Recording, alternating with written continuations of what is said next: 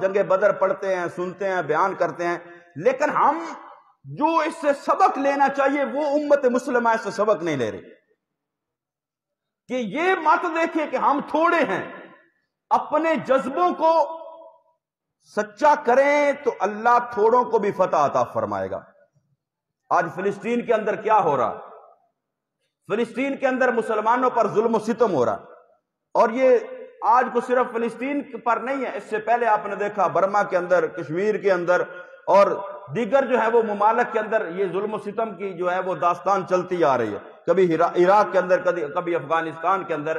یعنی وہ کفر جو ہے، وہ یہود و نصارہ، وہ اپنی پوری طاقت اکٹھی کرتے ہیں اور پوری طاقت اکٹھی کر کے مسلمانوں کو وہ ایک ایک کر کے مار رہے ہیں۔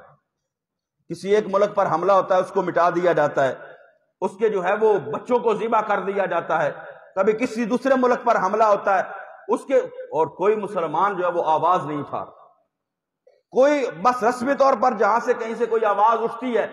ہزاروں کی تعداد میں فلسطین کے اندر مسلمان شہید ہو گئے، ہزاروں کی تعداد کے اندر زخمی ہیں، ہزاروں کی تعداد کے اندر جو ہے وہ بچے شہید ہو چکے ہیں، اور کیفیت ایسی ہے، ان کے پاس کھانے کے لیے کچھ نہیں، ان کے پاس پینے کے لیے کچھ نہیں، ان کے پاس علاج معالجے کے لیے کچھ نہیں، لیکن آج بھی وہ بے سر و سامانی کے عالم کے اندر ڈٹے ہوئے ہیں۔ ہم نے بدر کے اندر پڑھا کہ ادھر لشکر ہے، ادھر بے سر و سامانی ہے، لیکن آج ہم اپنی آنکھوں سے وہ مناظر جو ہے وہ میڈیا پر دیکھتے ہیں کہ ادھر فوجیں ہیں یہود و نصارہ کی، اسرائیل کی، یہودیوں کی، ادھر مسلمان جو ہے وہ پتھروں کے ساتھ جو ہے ان کا مقابلہ کر رہے ہیں۔ ان کے جذبوں کے اندر کمی نہیں آئی، لیکن بحیثیت امت مسلمہ ہماری غیرت جو ہے وہ سو چکی ہے۔ بحیثیت امت مسلمہ، پوری امت مسلمہ جو ہے، حالانکہ ایٹمی طاقت بھی ہے، مال و دولت والے ممالک بھی ہیں، سب کچھ ہونے کے باوجود جو ہے وہ ہم مسلمان جو ہیں وہ خاموشی کے ساتھ بیٹھے ہیں، خاموشی کے ساتھ بیٹھے ہوئے ہیں، اور یہ مت سمجھیں، یہ امت مسلمہ آج یہ مت سمجھے کہ آج جو ہے وہ فلسطین کے ساتھ یہ ہو رہا ہے۔ اگر امت نے جو ہے وہ اپنی خاموشی نہ توڑی، امت نے اگر کوئی قدم نہ اٹھایا، تو وہ دن دور نہیں ہے جب اسی طرح چلتے چلتے دیگر ممالک کے اوپر بھی جو ہے وہ اسی طرح حملے ہوں گے۔ آج بھی ہمیں اس غیرت ایمانی کی ضرورت ہے، اتحاد کی ضرورت ہے۔ حالانکہ نبی کریم صلی اللہ تعالیٰ علیہ وسلم کا فرمان ہے، حضرت ثوبان رضی اللہ تعالیٰ عنہ بیان کرتے ہیں، آقا دو جہاں صلی اللہ علیہ وسلم نے فرمایا کہ ان قریب وہ وقت آئے گا کہ تمہارے اوپر دیگر قومیں اس طرح ٹوٹ پڑیں گی جس طرح کوئی کھانے کے پیالے پر ٹوٹ پڑتا ہے۔ یعنی بھوک لگی ہو اور کھانا سامنے آ جائے، اس برتن کے اوپر بھوکا بندہ جس طرح ٹوٹ کے پڑتا ہے، فرمایا اس طرح دیگر قومیں جو ہے وہ تمہارے اوپر ٹوٹ پڑیں گی۔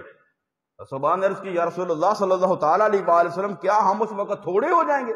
حالانکہ وہ وقت تھا، صحابہ کی تعداد جو تھی وہ تھوڑی تھی، اتنے مسلمان نہیں تھے۔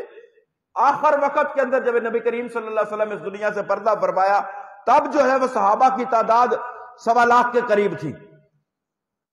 لیکن تو عرض کیا یا رسول اللہ کیا ہم اس وقت تھوڑے ہو جائیں گے؟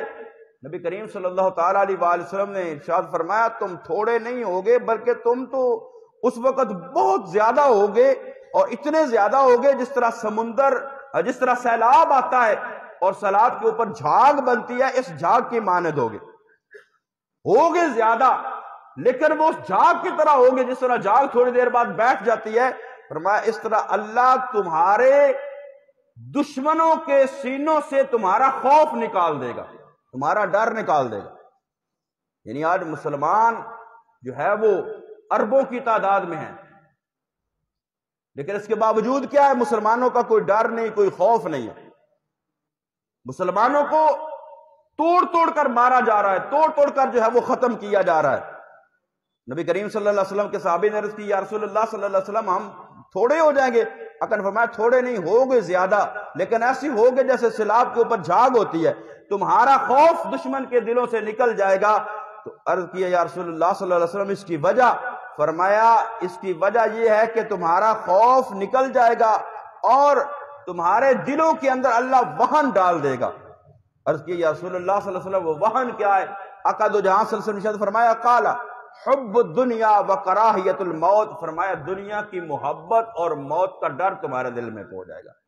آج مسلمان کیوں نہیں قدم اٹھاتا؟ آج مسلمان کیوں نہیں قدم بڑھاتا؟ کیوں؟ دنیا کی محبت ہے۔ عرب ممالک ہیں، عرب کنٹریز ہیں، جہاں پیسہ ہے، جہاں دولت ہے، وہ اپنے اس دنیا کے اندر مگن ہے، اور جن کے پاس قوت ہے، طاقت ہے، پاور ہے، ان کے پاس وسائل نہیں۔